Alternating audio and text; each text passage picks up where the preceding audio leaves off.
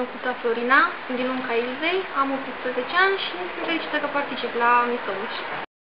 Mă numesc Regințana Mare Lorena, am 15 ani, sunt din localitatea Veișoara și îmi pare bine că particip la acest concurs. Mă numesc Corința Dorina Florica, sunt din Prunul Bârgăului, am 22 de ani și vreau să-mi demonstrez mie că pot mai mult.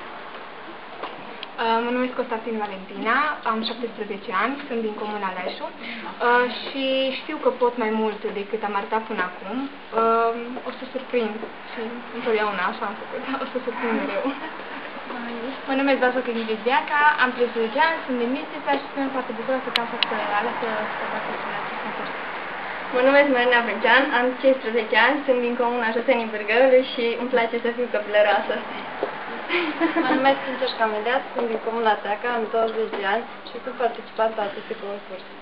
Mă numesc Buz Maria Larisa, am 17 ani, locuiesc în orașul Bistrița și sunt de părere că frumusețea vine din interior și sunt mândră că particip la acest concurs. Mă numesc Habă Bianca, sunt din Bistrița, am 16 ani, sunt o fire ambițioasă și ador competițiile.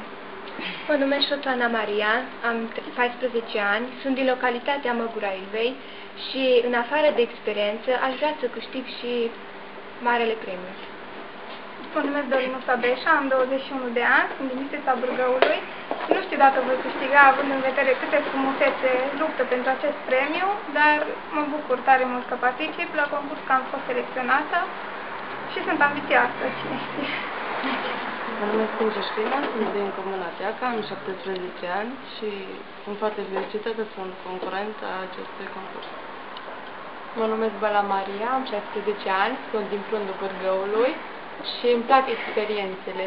De aceea particip la Miss Tomuș.